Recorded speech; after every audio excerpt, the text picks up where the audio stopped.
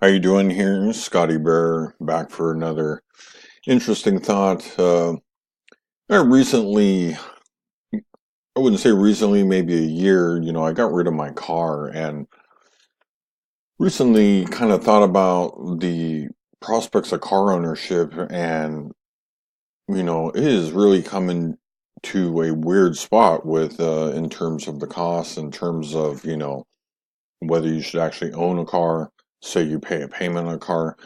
My particular situation is I owned my car and I had to pay unusually high uh, car insurance rates. I mean, I live in Las Vegas, which they were high to begin with. I don't particularly have any real driving history, no DUIs or anything, but the thing that was strange is if you think about it, it cost me about, it was getting near $200 a month. So let's just round it to that figure.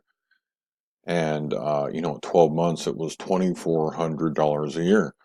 That's without the insurance, that's without the gasoline, that's without maintenance, and the car AC quit working. And there's a couple interesting situations that kind of happened where I started to really think about, wow, here I got, car insurance, $2,400, and which how many Ubers does that buy?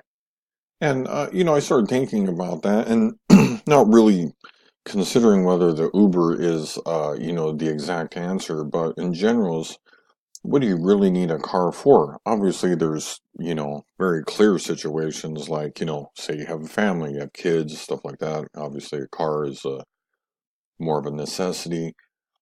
But I think there's, quite a few situations that really kind of you can look at and go, wow, do I actually need a car?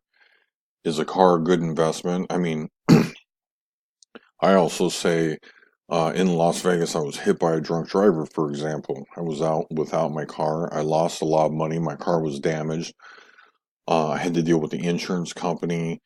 Again, this is another example of the burden of car ownership. And, I thought to myself, well, if I was an Uber or something, I'd have everybody to sue. And, I would be in the catbird seat, so to speak, where repeatedly, if you own a car, it's just, pay out, pay out, pay out, including to the fact that it's getting harder to get a car repaired. Uh, you know, that's not quite the bargain it used to be where you could just repair it under a shade tree mechanic, so to speak. So, excuse me. Um, this really was an interesting question. And, what additionally made me think, something very interesting was when I was traveling overseas, how moped is, the primary mode of transportation for most middle income individuals.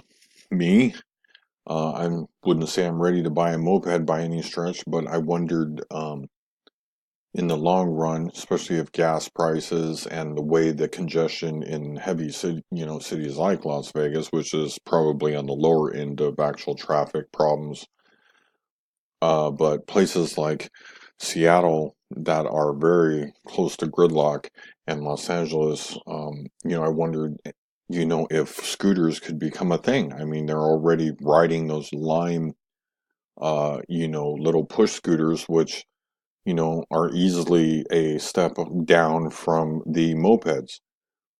But so maybe buy stock in Honda. But that being said, interesting subject.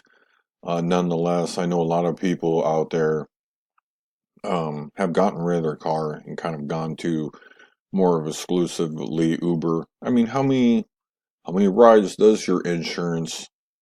Uh, you know, my insurance, $2,400 a year. How many rides of Uber does that buy a year? You know, with Amazon Prime, how often do you need your car?